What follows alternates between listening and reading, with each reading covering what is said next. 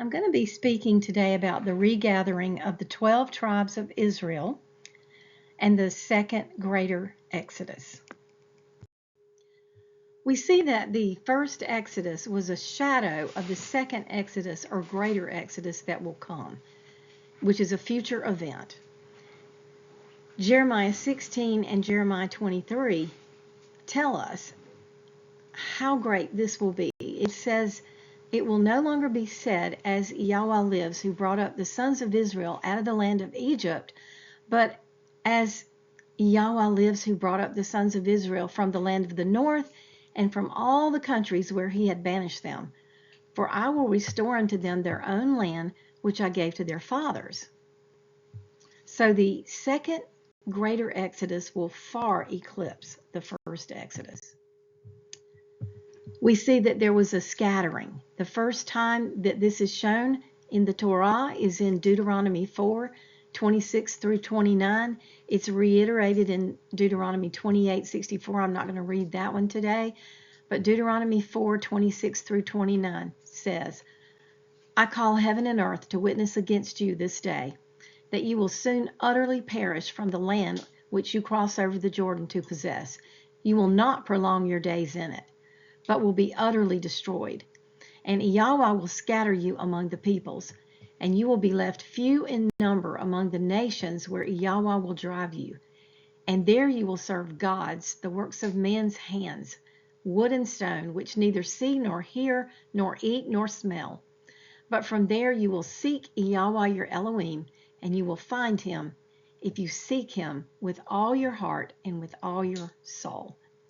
There's a promise of a regathering a few chapters later in Deuteronomy 30:1 through 6. And it reads, "And it shall be when all these words come upon you, the blessing and the curse, which I have set before you, and you shall bring them back to your heart among the Gentiles," and Gentiles are nations or goyim, "where Yahweh your Elohim drives you, and shall turn back to Yahweh your Elohim, and obey his voice according to all that I command you today, with all your heart and with all your being, you and your children. Then Yahweh your Elohim shall turn back your captivity, and shall have compassion on you, and he shall turn back and gather you from all the peoples where Yahweh your Elohim has scattered you. If any of you are driven out to the farthest parts under the heavens, from there Yahweh your Elohim does gather you, and from there he does take you. And Yahweh your Elohim shall bring you to the land which your fathers possessed, and you shall possess it. And he shall do good to you, and increase you more than your fathers.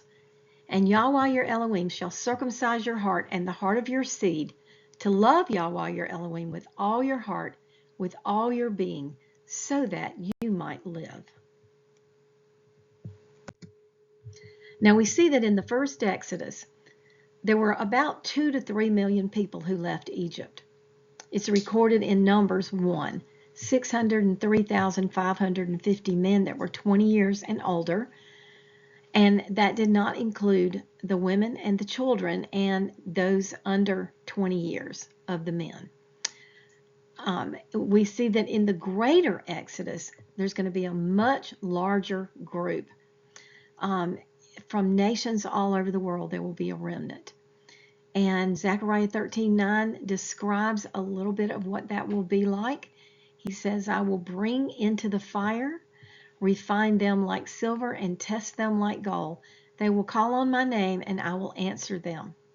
Now, they were in bondage, and they're going to be in bondage again in the second greater Exodus when he sends freedom.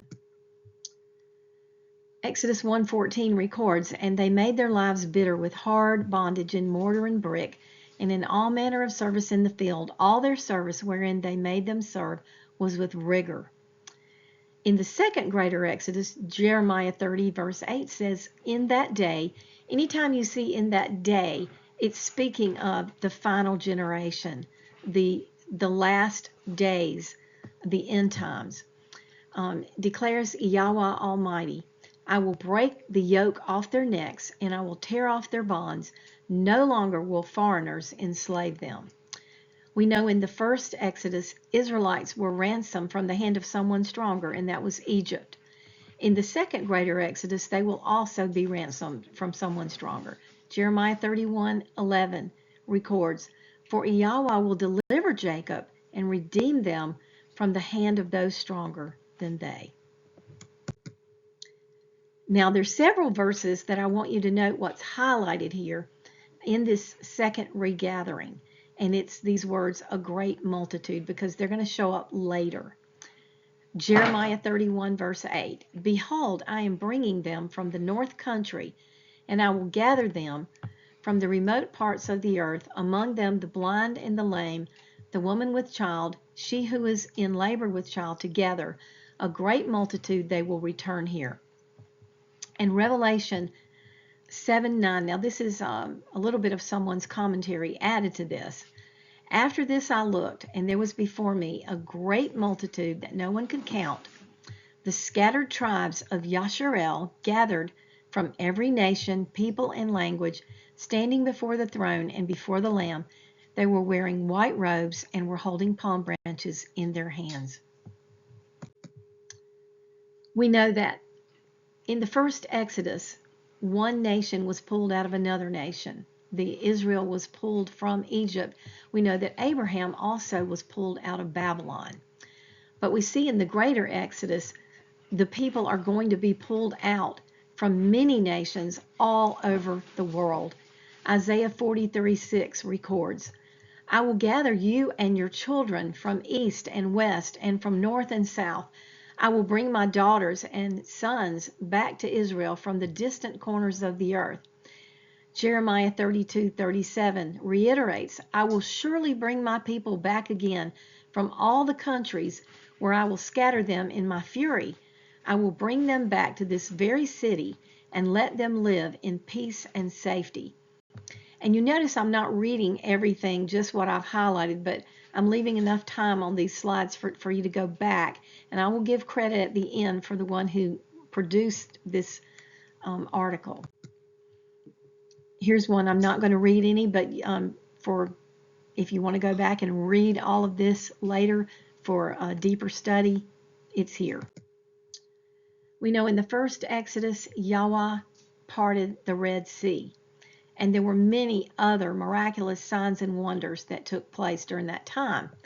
In the second greater Exodus, many scholars say that he will part every ocean and every sea necessary to get his people home. Isaiah 11:15-16 says, "For Yahweh will devote to destruction the gulf of the sea of Egypt. With a scorching wind he will sweep his hand over the Euphrates. He will split it into 7 streams," and some believe that means oceans, "for men to cross with dry sandals. There will be a highway for the remnant of his people who remain from Assyria, as there was from Egypt, and they came up from the land of Egypt." So we see that these people from the nations will also be leaving this world, new world order, this Babylonian system that is now coming about. We know that in the first Exodus, when Israel left Egypt, they were one kingdom, one family, one people. But in the greater Exodus, there's got to be a healing of a fractured kingdom that's going to take place, because what we have now is the northern and the southern tribes. And so when they return to the land of their forefathers, they're going to be reunited into one kingdom. And Jeremiah 30:1-3 records, "For behold, the days are coming, saith the Yahweh, that I will bring back from captivity my people Israel and Judah." Notice he's naming 2 different people, because mostly what's in the land today is Judah and some of the tribe of Levi. But Israel are the 10 tribes who have been scattered to the nations. And we're going to look at that in a few slides down to see exactly what happened there. They lost their identity, and they have to come back into the covenant. And Jeremiah 31:3 says, "And I will cause them to return to the land that I gave to their fathers, and they shall possess it." Ezekiel 37:19, he says, "I'm going to take the stick of Joseph, which is in Ephraim's hand." Now, Ephraim and Joseph represent the 10 tribes. And they were the northern kingdom that was taken captivity by Assyria, and they completely assimilated into the nations and lost their identity. But Ephraim was the leader of those 10 tribes, and that's why a lot of times in the scriptures you will see the word Ephraim to represent the 10 tribes. And so he's going to take that stick, and reading on, and the Israelite tribes with him, and join it to Judah's stick. See again, two different people with the Israelites with him, making them one single stick of wood in my hand. That's Ezekiel 37:19. And the word stick is really a mistranslation. It's the word etz, and it's better translated as tree, because it's referring to the olive tree that is spoken of in Romans 11, where it says some of the branches are broken off, speaking of Judah, because of unbelief, and so that the others can come in. And this is what he's doing. He's going to take two peoples and bring them back together as one nation, one people.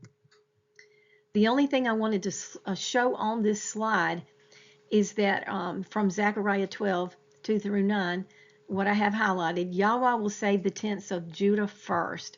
And that's exactly what has happened.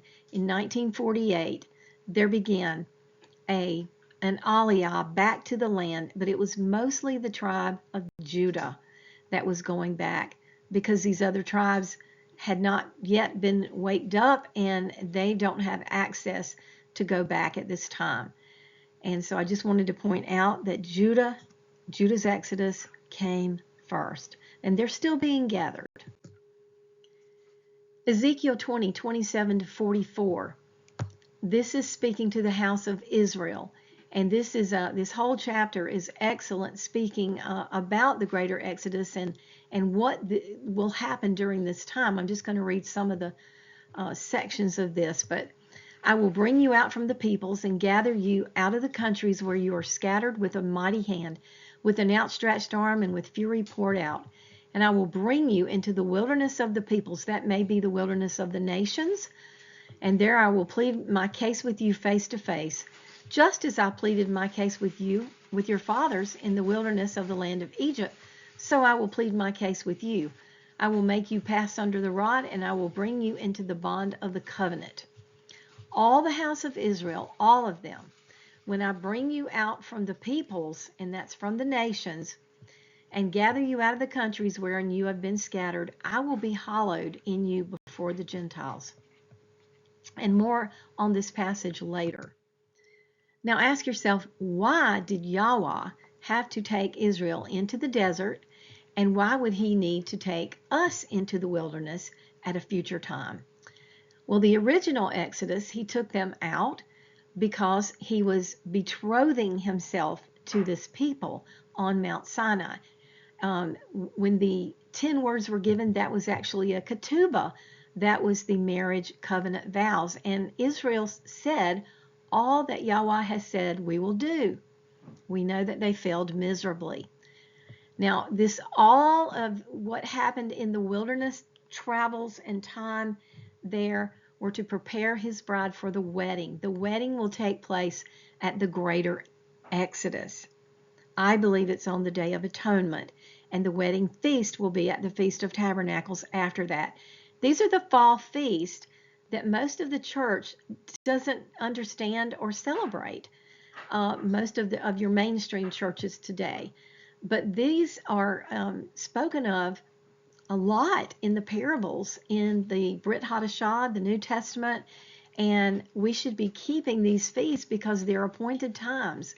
And the wedding feast is when Messiah will show up, and he will take his bride, and his bride is going to rule and reign with him for the 1,000-year millennial kingdom. So we want to be rehearsing for this wedding and these feasts, and be obedient to what he's told his people to do. And this is just this. I'm not going to read any on this slide, but just to tell you that basically it's saying that we can't stay in our homes during this time and think that we're going to be protected and think that we're going to ride it out. There's going to be a great wrath coming down on the earth because of the wickedness. and the protection is going to be supernatural that's coming. In the wilderness, the second greater Exodus, there's going to be great wonders that he's going to show, as in the days of old. He said, I will show them wonders. The nations shall see and be ashamed of all their might. They shall put their hand over their mouth. Their ears shall be deaf. So he's going to give truth to Jacob and mercy to Abraham. So we want to be a part of that. That's the desire of our hearts. Micah 7:14 through 20. In the wilderness, again, in the second greater Exodus, you're going to see similarities to the first Exodus. We've already said there will be a parting of the waters, probably the 7 seas, which are the 7 oceans. Pillars of fire and smoke. We will see all of that again. Joel, that's in the book of Joel. That you see these verses are spread all through the Tanakh, the Old Testament. They're everywhere where we're seeing what this is going to look like and how it's going to take place. And I venture to say most people that are in mainstream Christianity have never heard a sermon on the second greater Exodus. But I don't understand really why, because it's everywhere in the Word. Isaiah 4:3 through 6, again, reiterating that there's going to be incredibly wonderful things done. And we're going to see the fire by night and the pillar of fire by night and the cloud by day, all of these things. And Jeremiah 31:9, that they're going to come weeping, and he's going to lead them and he's going to give water to them during this time. He's going to lead them to the water. And he says in the end of that last slide, Ephraim is my firstborn. And we're going to see that in a slide a few down from here where that took place. In the wilderness, you're also going to see great wonders. And this is in the greater Exodus, Ezekiel 34. Incredible wonders and blessings will come down upon his people. He's going to deliver them from the hand of those who have enslaved them. Here it is where Jacob, if you remember, he told Joseph to bring his 2 sons, and those sons were Ephraim and Manasseh. And we know that Ephraim was the younger son. He is a picture of, it's the picture of the story of the prodigal son. Judah is the older son. And Ephraim was the one who wasted his inheritance. If you remember, he was given his inheritance and he went out and spent it. And he found himself waking up one day slopping with the pigs. And he said, I'll go home to my father and be a slave. But he was welcomed back. And then there was the what? There was the Feast of Tabernacles, the wedding feast that took place. That's what this is all speaking about. It's far more than just a father and his son being united from rebellion. It's speaking of the unification of this nation that's going to come together. And when Jacob pronounced the blessing, that's when he chose Ephraim to be the firstborn son. And what did he say to Ephraim? Because he represents these 10 tribes. He said, your descendants will become a multitude of nations, Goyim. And you got to understand, these 2 boys, their mother was Asenath. She was an Egyptian.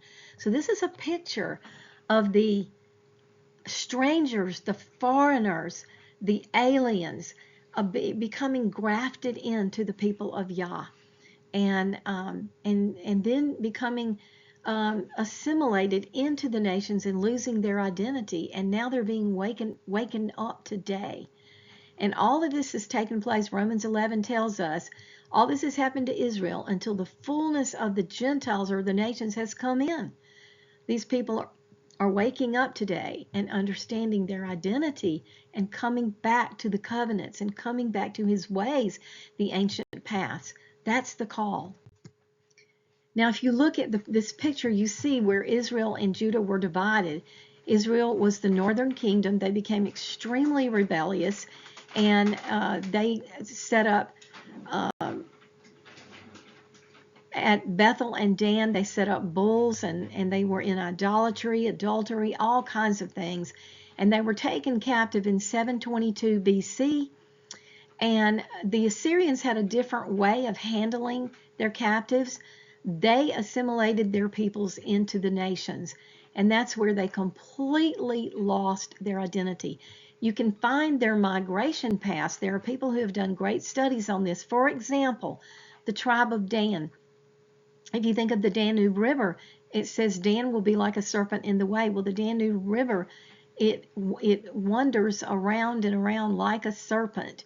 And these kinds of things are helping us to understand their migration path of where these people went and where they ended up.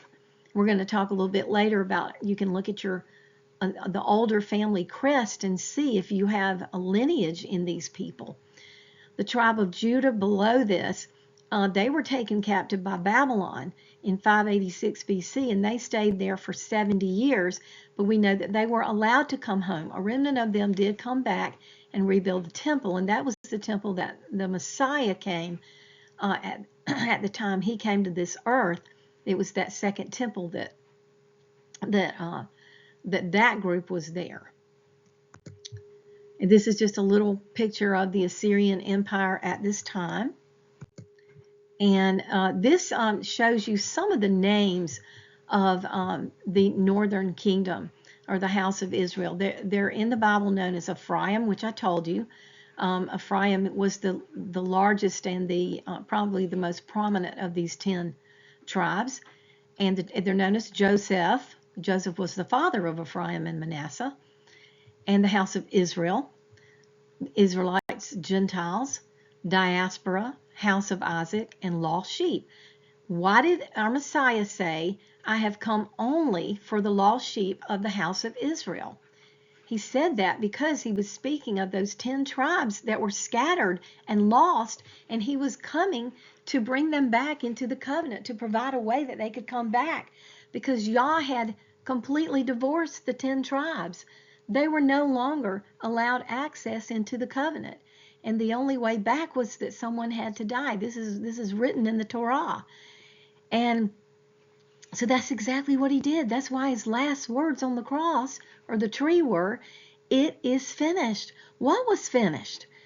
His whole job was to come back to regather these people and to allow Gentiles or nations to come into the covenant. That was what he came to do. This is the Babylonian Empire. We've already spoken about that. And this is where Ezekiel 37 talks about these 2 sticks becoming 1 stick, and they're going to become one in his hand, one people. And he's explaining this whole thing in this chapter. If you want to go back and study it a little more, Ezekiel 37. And this is where in Romans 11 we see this olive tree. We see the house of Israel that was completely had to be regrafted into that tree.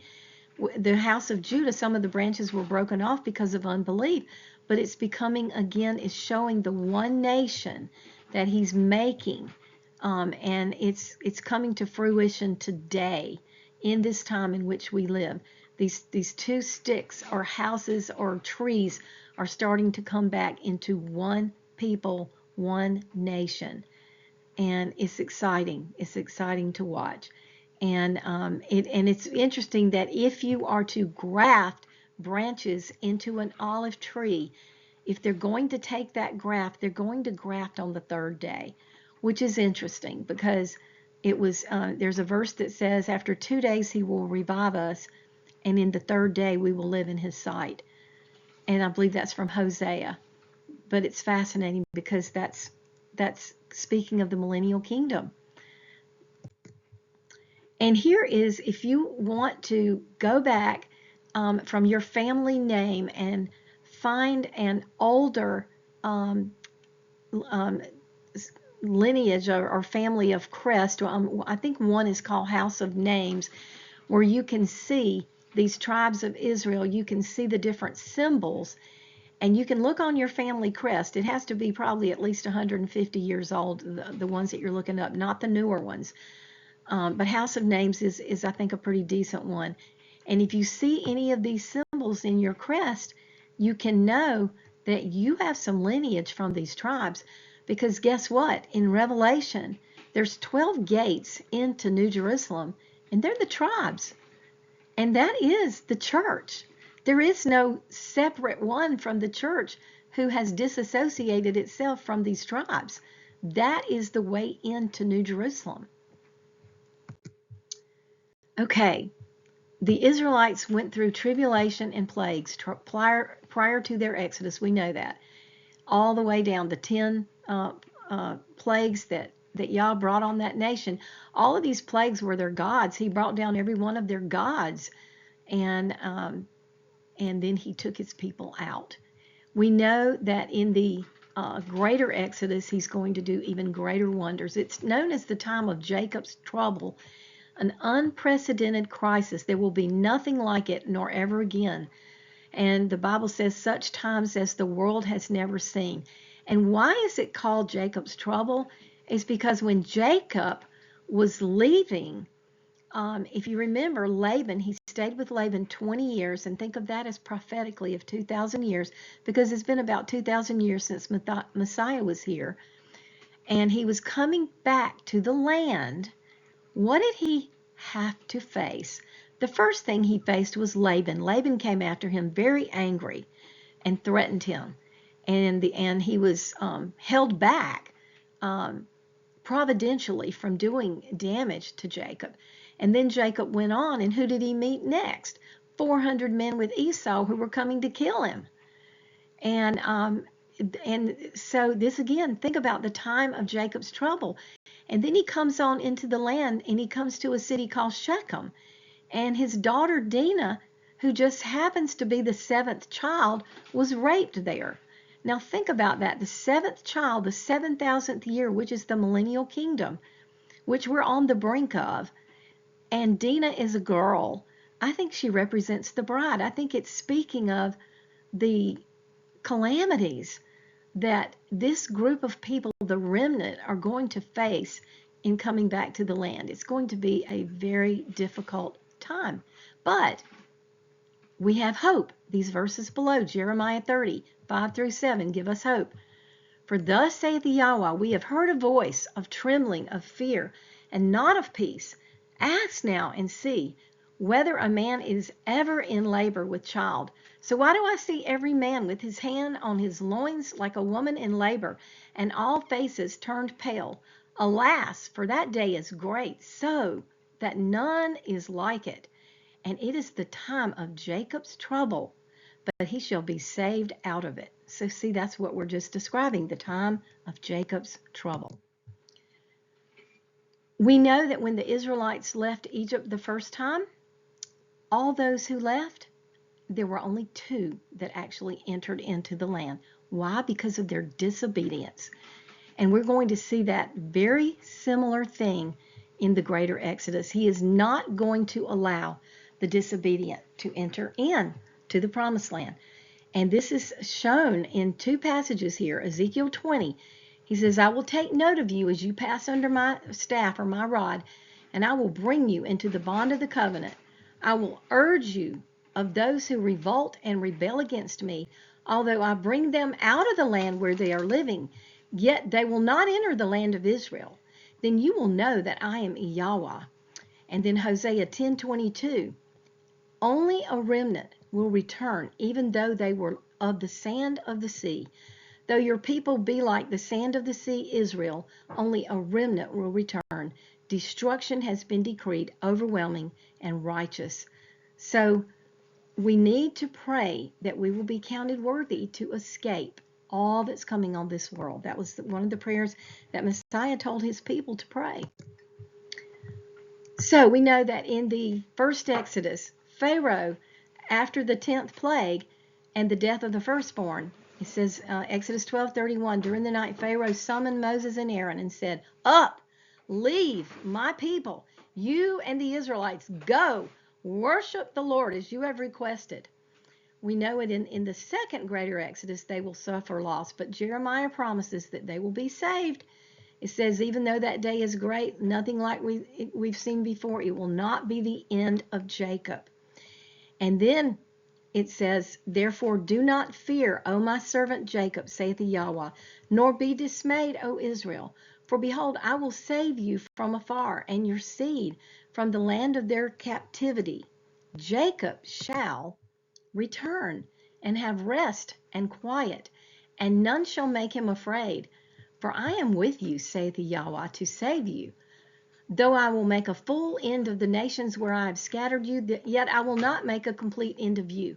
But I will correct you in justice, and I will not let you go altogether unpunished. That's Jeremiah 38 through 11. And on down, Amos 9:13 to 15. Behold, the days are coming, saith Yahweh, when the plowman shall overtake the reaper, the treader of grapes, him who sows seed. The mountains shall drip with sweet wine, and all the hills flow with it. I will bring back the captives of my people Israel. Do you see this is all over the Bible? You just can't miss this.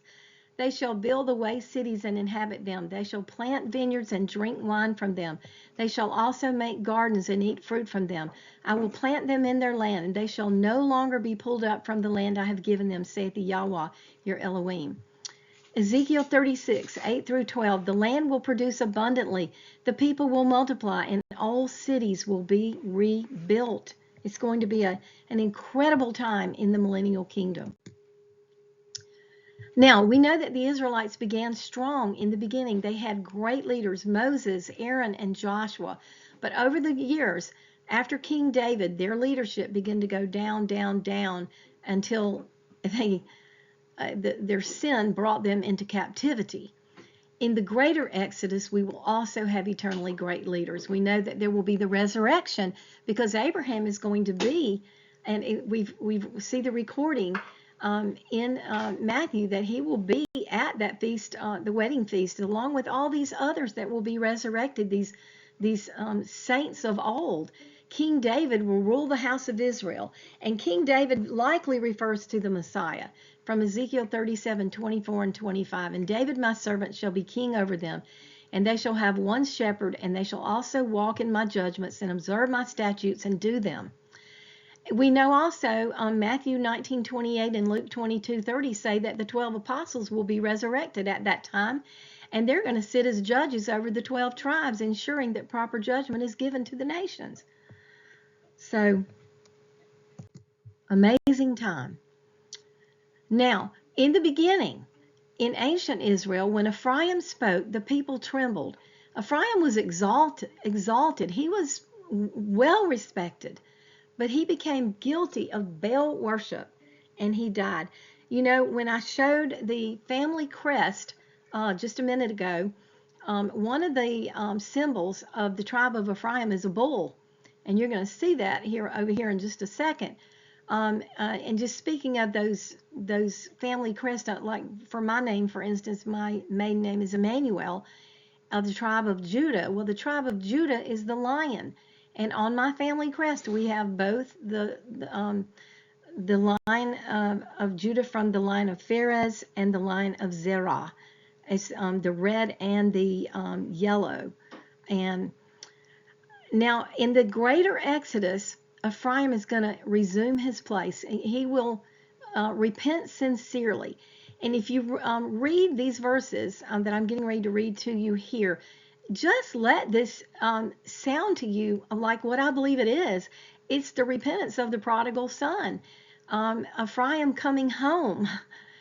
And this is what's happening today. And you know that they were told by the prophets that if they didn't repent, that their judgment would be multiplied 7 times. And there are those who have multiplied that out. And they say that we come to the year around 2008 or 2009.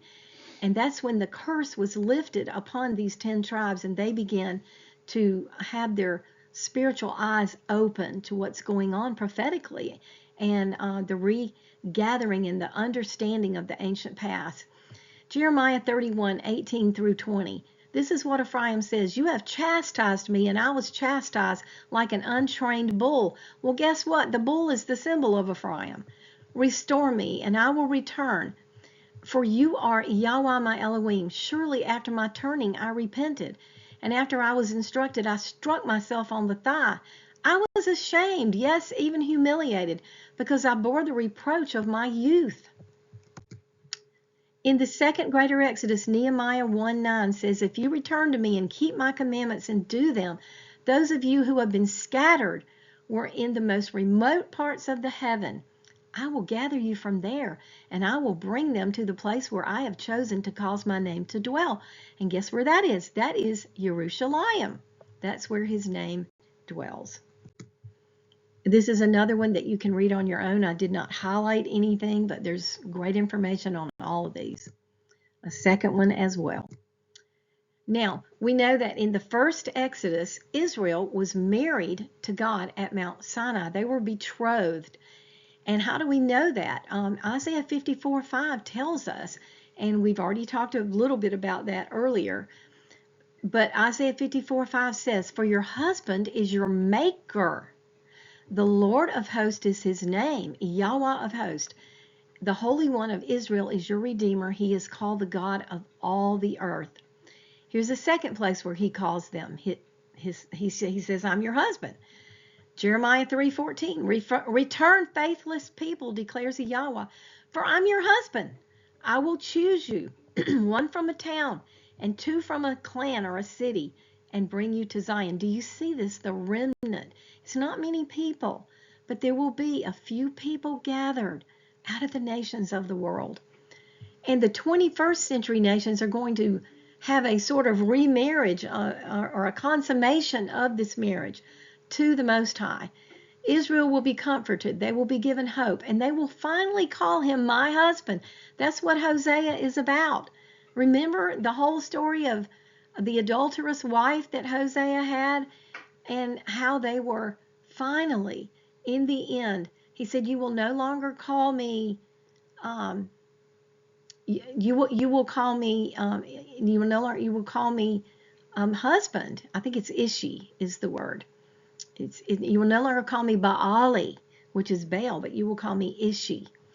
In those days and at that time, and again, in those days, always speaking of the last days, the final days before his return, declares the Yahweh, the people of Israel and the people of Judah. Notice again, both people, two different people, not just one, not just what's in the land. It's a small little people that are there now, and that land is going to be a much greater land. What Abraham was promised has never come to fruition. They will go together in tears to seek Yahweh, their Elohim. That's Jeremiah 54. They will go through Jacob's trouble. They will be attacked. They will be taken captive, but they're going to give a witness of the gospel to the world. Jeremiah 50:33 and 34. The people of Israel are oppressed, the people of Judah as well. All their captors hold them fast, refusing to let them go. Yet the Redeemer is strong. Yahweh Almighty is his name. He will vigorously defend their cause so that he may bring rest to the land, but unrest to those who live in Babylon. And Babylon is that world system, that world government that's being set up today. At that time, I will gather you. At that time, I will bring you home. I will give you honor and praise among all the peoples of the earth when I restore your fortunes before your very eyes. Zephaniah 3:20. Well, if your fortunes are going to be restored, then they have to be lost. And you remember Messiah said those who've lost lands and houses will be restored over 100 times. This is coming. This is a time that's going to be a very difficult time for the Father's people. We know that when they left in the first Exodus, foreigners left with Israel. And these people, the foreigners, the aliens, whatever you want to say, the Egyptians and other nations that were there, they were required to keep the Torah too. And we know that in the greater Exodus, people from different nations will join Israel. And Exodus 12:38 tells us many other people went up with them, also large droves of livestock, both flocks and herds. And he says, but you must keep my decrees and my laws. The native born and the foreigners residing among you must not do any of the abominable and detestable things. It's not written all down here. But he's basically telling you that this was what was required in the first Exodus and also the second Exodus, the same. Isaiah 14:1. This is a future event.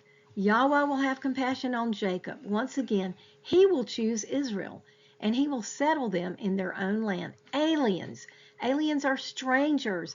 Aliens are Gentiles, nations, foreigners. And by the way, Gentile means out of covenant. You don't want to stay in the nations because you're out of covenant as a Gentile. You want to be grafted into the people of the covenant. But it says aliens will join them and unite with the house of Jacob. That is what is coming at the future time. And in the second greater Exodus, Psalm 147:2 says, Yahweh builds up Jerusalem. He gathers the outcast of Yasharel. And why is it called Yasharel instead of Israel? Some people believe this was the original name given was Yashar, which means the upright of Yah. Yasharel. And El, of course, is Elohim, the upright of God or Elohim. Ezekiel 20:34, I will bring you out from the peoples and gather you from the lands where you are scattered with a mighty hand and with an outstretched arm and with wrath poured out. So we know that rebels did not enter the land in the first Exodus. We've already said that, but to reiterate it again, the only two that were from the original group that 40 years that they wandered were Joshua and Caleb. And in the second greater Exodus is going to be similar. He's not going to allow the rebels to enter. Ezekiel 20:37-38. It says, just as I entered into judgment with your fathers in the wilderness in the land of Egypt, so I will enter into judgment with you, declares the Yahweh Elohim. And I want to stop there and comment on, if you go to 1 Corinthians chapter 10, you will see all of the rebellion, well, a lot of the rebellion that took place during the wilderness travels of the first Exodus, and how they grumbled and they complained and they rebelled, and it was just a constant listing over and over. They rejected the land, they despised the land that Yah had given them, they did not trust him, and on and on and on. And so at the end of that chapter, it says, all these things, that means all these things that you just read that they went through, were written for those on whom the ends of the world fall. There again, that's this group of people, this remnant. It's written for this remnant of people so that they will not make those same errors. I will make you pass under the rod, and I will bring you into the bond of the covenant. I will purge you of those who rebel and transgress against me. I will bring them out of the land in which they dwell, but they will not enter the land of Israel. Then you will know that I am Yahweh. Now, Isaiah 56:6-7, I want to read a little more than what is actually there. It says, also the sons of the stranger, what did we say stranger is? Alien, goyim, those of the nations, those who don't have the blood lineage of Israelites, okay, that join themselves to Yahweh to serve him, to love the name of Yahweh, to be his servants, everyone that keepeth from polluting the Sabbath and taketh hold of my covenant. These are the two things. Keep the Sabbath and take hold of his covenants. He says, even them I will bring to my holy mountain. This is speaking of the millennial kingdom. Holy mountain is Jerusalem, the land that he's given his bride. And I will make them joyful in my house of prayer. And he goes on to say, my house will be called a house of prayer for all people. And Yahweh Elohim, which gathereth the outcast of Israel, says, yet I will gather others to him besides those that are gathered. Who are the others? The others are those we're talking about, the strangers, the aliens, the foreigners, these people that have the opportunity. This is what the Messiah died for, to give us an opportunity to become a part of these people. Now, what was the problem in the first Exodus? They didn't have the right heart. You know, it's interesting that the original 10 words were written on stone, because I think it's so reflective that that was what their hearts were, hearts of stone. And Deuteronomy 5:29, these are the words of the Most High. He says, the people that could not truly love, as Elohim exclaims, oh, that day Israel had such a heart in them that they would fear me and always keep my commandments, that it might be well with them and their children forever. This is Deuteronomy 5:29. So, what happened to change that? It's the new covenant. that was Messiah came to bring. And we've partly got it, but I think when he returns, he says he's going to sprinkle clean water on us, and we will be living in that covenant completely. But he says, I will give you a new heart of flesh. This is all explained in Ezekiel 36 and Jeremiah 31. This is the new covenant. It's the same covenant, but it goes from stone to your flesh, to your heart. And here's what he says. I will gather you, there again, gather you from the peoples, assemble you from the countries where you've been scattered. I will give you the land of Israel. Then I will give them one heart, and I will put a new spirit within them, and take out the stony heart out of their flesh, and give them a heart of flesh, that they may walk in my statutes and keep my judgments and do them. Why? So that we can walk out the commandments, to have the power to do that. And they shall be my people, and I will be their Elohim. But as for those whose hearts follow the desire for their detestable things and their abominations, I will recompense their deeds on their own heads, says Yahweh Elohim. Now we know that ancient Israel was to be a model nation. This is what Yah tells us in the Torah. And this is what will be said. It's not being said now, nor has it ever really been said, but it will be said at a future time. It says, see, this is Deuteronomy 4, 5, and 6. I have taught you decrees and laws as Yahweh my Elohim commanded me. This is Moshe talking, so that you may follow them in the land you are entering to take possession of it.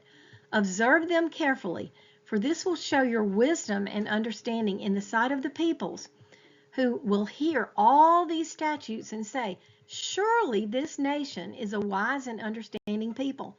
Now, people don't say that today about Israel, but when he comes back and sets up his kingdom, this will be said. Now, there's going to be a second chance for Israel to be that model nation, and this second time, they will be successful. Isaiah 2, 2 through 4, in this passage I'm getting ready to read, you can find this exact same passage in Micah 4, verse 2. And it says, in the last days, here we are, the mountain or the government of the house of Yahweh will be established as the chief of the mountains or governments. It will be raised above the hills, and all nations will stream to it. And many people will come and say, come, let us go up to the mountain of Yahweh, to the house of the God of Jacob. He will teach us his ways so that we may walk in his paths. Now listen to this next part. For the Torah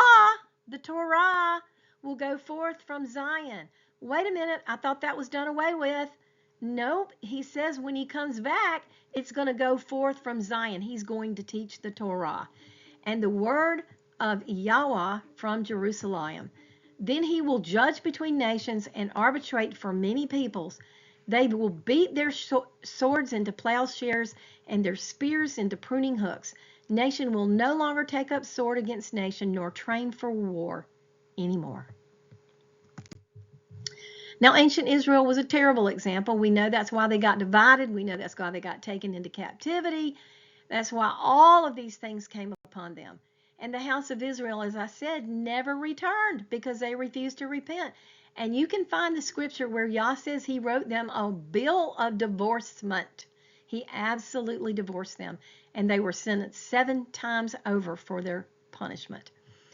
Now, in the 21st century nations of Israel, into the millennium, they will be the good example. It says, people shall yet come, inhabitants of many cities. The inhabitants of one city shall go to another, saying, let us continue to go and pray before Yahweh and seek the Lord of hosts. I myself will go also. Yes, many people and strong nations shall come to seek Yahweh of hosts in Jerusalem and to pray before Yahweh. Zechariah 8, 20 through 23 says, in those days 10 men from every language of the nations shall grab the sleeve of a Jewish man and say, let us go with you, for we have heard that Yah is with you. Ezekiel 37, 27 to 28 says, my tabernacle shall also be with them. Indeed, I will be their Elohim, and they shall be my people. And this is what's also said in the end of Revelation. The nations will also know that I, Yahweh, sanctify Israel when my sanctuary is in their midst forevermore. This is again talking about the two sticks. I'm not going to go through this one again, but that there's going to be one king over these two nations. And I'm going to go to the next one. I'm not going to go over anything on this one as well, but it's another one to read and understand a little more on this event. These are some scriptures, not an exhaustive list, but definitely some scriptures that mention the regathering of the second greater Exodus for your own study. And this is another one that I'm not going to go through, but for your own, if you desire deeper study, you can read this one as well. And what will the regathering look like? Well, we know that the envy, you know that, again, in the story of the prodigal son, Judah was envious when the younger son came home. So look at Isaiah 11:13, and you see the envy of Ephraim shall depart, and he was envious as well of Judah. And the adversaries of Judah shall be cut off. Ephraim shall not envy Judah, and Judah shall not harass Ephraim. These two are going to become one people, one remnant of people. And it is the only time in the history of the world where anything like this will happen. We know that Israel was the only nation to have lost its language and to have regained the language. This is where he says, I'm going to purge out the rebels. I'm going to cause them to pass under the rod, and they're not going to enter the land. This is Ezekiel 20 again. And Isaiah 11 and 12. Then it will happen on that day, Yahweh will again recover the second time with his hand the remnant of his people, who will remain from Assyria, Egypt, Pathros, Cush, Elam, Shinar, Hamath, and the islands of the sea. And that can be all the nations of the world. And he will lift up a standard for the nations and assemble the banished ones from Yasharel. Again, that would be the 10 tribes, and will gather the dispersed of Yehudah from the four corners of the earth. This is telling you it's the second time he's going to do this. The very first slide that I read said they're not going to be talking about that first Exodus any longer. It's going to be this one. Now, when will this happen? I think Matthew 24 gives us a timeline, because if you look, he talks about all the things that are going to happen, the abomination of desolation and so on. But it says in verse 30, then the sign of the Son of Man will appear in heaven, and all the tribes of the earth will mourn, and they will see the Son of Man coming on the clouds of heaven with power and great glory. This will be the resurrection when he comes, and he will send his angels with a great sound of a trumpet. And you remember the trumpet shall sound and the dead will be raised. And they would, at the Feast of Trumpets, they would blow the shofar. It's really shofar, not trumpet. They would blow it 99 times, and the last blowing was known as the Great Trump, or the last trump. And they will gather together his elect from the four winds, from one end of heaven to the other. So I believe this is when it will be at the end, when they will be regathered back to the land. Okay, and Ezekiel 38:8, after many days you will be visited. In the latter years you will come into the land of those brought back from the sword and gathered from many peoples on the mountains of Israel. And we just read brought back from the sword. Isaiah 24 says the whole earth is burned and few men left in it. There's going to be desolation and devastation upon this earth. Very few people will be left. There's another verse that says, I will make a man scarcer than gold. So most people aren't going to make it. And gathered from many people on the mountains of Israel, which had long been desolate, they were brought out of the nations, and now all of them dwell safely. When will this take place? Well, when did the first Exodus take place? It was at Passover. This is a very interesting, I'm not 100% sure on this. I mean, I'm sure about what I'm showing you, but I can't be 100% sure on the timing. But my guess, where I stand today, is that this is probably the way it will be. Jeremiah 38:8, which is the same as Jeremiah 31:8 in English Bibles. But you don't see what I'm getting ready to read you in the Septuagint translation. And this is what it says. Behold, I am bringing them from the north. I will gather them from the farthest parts of the earth at the feast of Pesach, Pesach is Passover. So, if this is correct, his people, his remnant, will be gathered again at Passover. And that would, I think, explain the shadow of the first Exodus to the greater Exodus to come. And if we look on down here, Isaiah 27:13, it says, so it shall be in that day. Again, in that day is speaking of the last time. The great trumpet will be blown.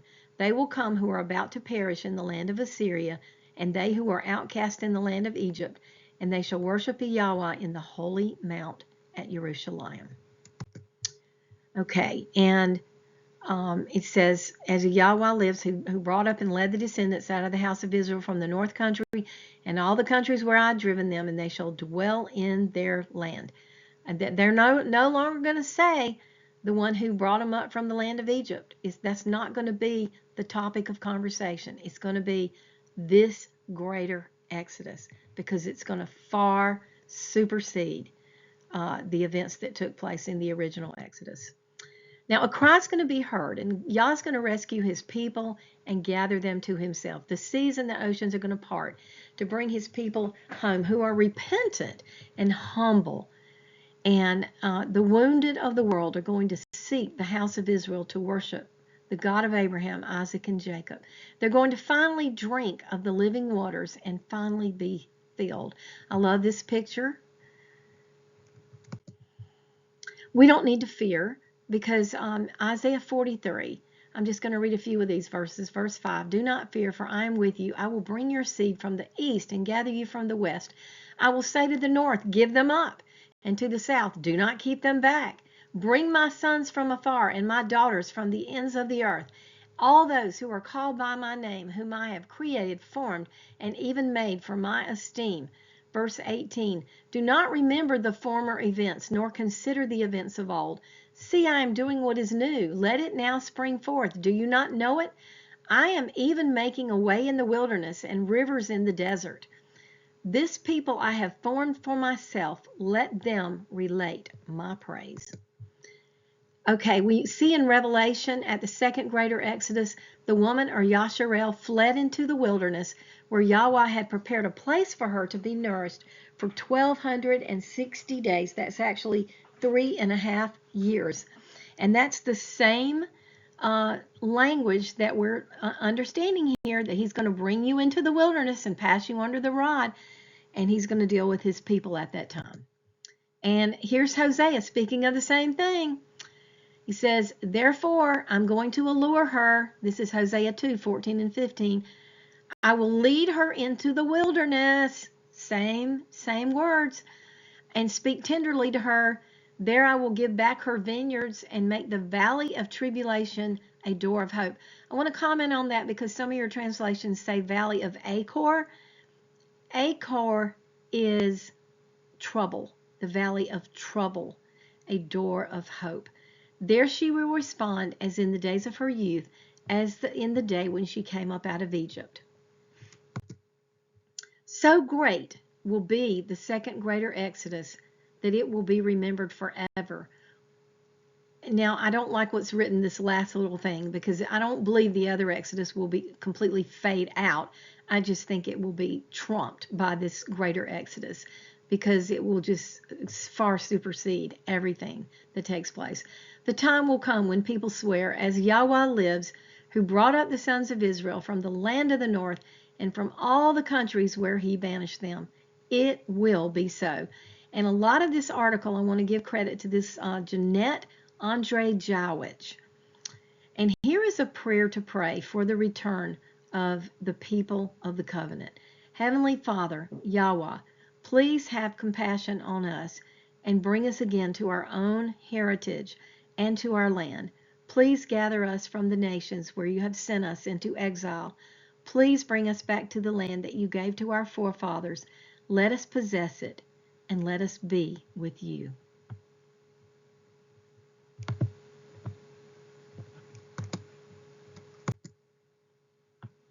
And here's a beautiful song. Then Land of milk and land of honey, land of blessing and land of curse, land that's in our hearts so dearly. The shofar will sound and we will go home.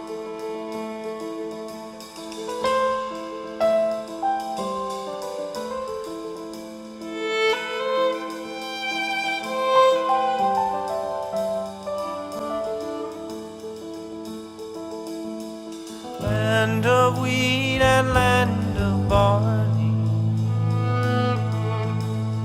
land of hopes and land of dreams. Hear our singing the song of Moses.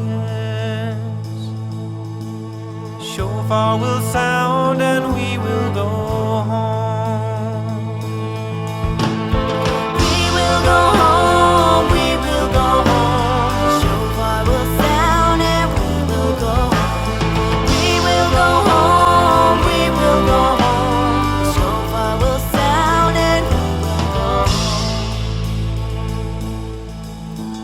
Land of exile and land of promise, Land of valleys and land